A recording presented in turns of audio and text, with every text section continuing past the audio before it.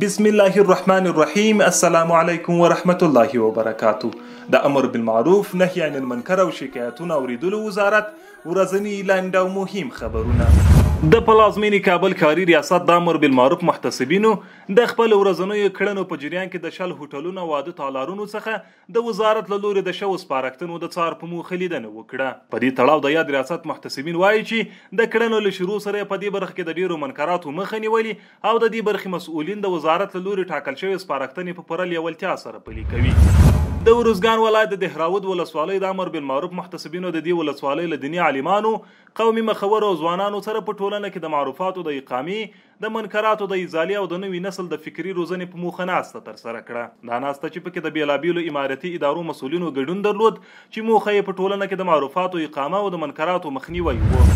د غزنی ولایت د امر بالمعروف رئیس مولوي محمد عالم ناصي او سرمل پلاوي د رشیدان ولسوالۍ له مسؤلینو سره ناسته ترسره کړه. په دې ترسره شوې ناسته کې چې موخه یې په ټولنه او امارتي ادارو کې د امر بالمعروف وزارت له لوري د معروفاتو د اقامې او د منکراتو د مخنیوي په موخه د شوو سپارښتنو پلي کول وو چې پکې د ټولو امارتي ادارو مسؤلینو، مامورینو، مجاهدینو، علما کرامو، قومي مخورو او ځوانانو ګډون درلود.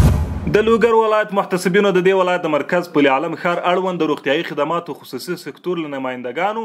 د درملتونونو له عمومي رئیس او نورو مسؤلینو سره ناسته ترسره کړه. په دې ترسره شوې ناسته کې محتسبینو د خپلو سپارښتنو د بیان پر مهال وویل په روغتونونو کې مسؤلین باید له پوره دیانت او تقوا څخه کار واخلي او د شریعت د اصولو مکمل رعایت وشي. دغه راز هغوی ته سپارښتنه وکړه چې په خپلو ښځینه کارمندانو حجاب وکړي او نارینه کارمندان باید خپل سیرت او سورت نبوي ارشاداتو سره سم جوړ کړي.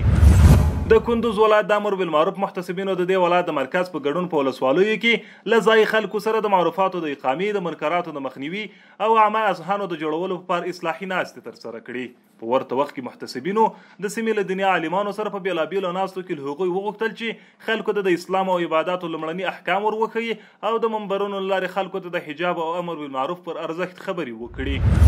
د پکتیکا ولایت د مرکز خرنی ښار د امر بالمعروف محتسبینو د خپل ورځنیو کړنو په جریان کې له ښاري هټیوالو څخه په لیدنو کې هغوی ته د دعوت پر مهال وویل خپل تجارتي کړنې د اسلامي اصولو سره سمې ترسره کړئ او په دې برخه کې له غش او خیانت کولو څخه ډډه وکړئ. دغه راز هغوی ته سپارښتنه وکړه چې خپل منځونه په جماعت سره ادا کړي. مولا جهاد، مولا سندر او تیرا تورا مولا، مولا قلم، مولا د مینې پیغمبر دی مولا،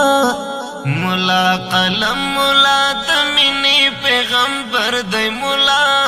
مولا منصور، مولا جلال، مولا عمر دی مولا، مولا منصور، مولا جلال، مولا عمر دی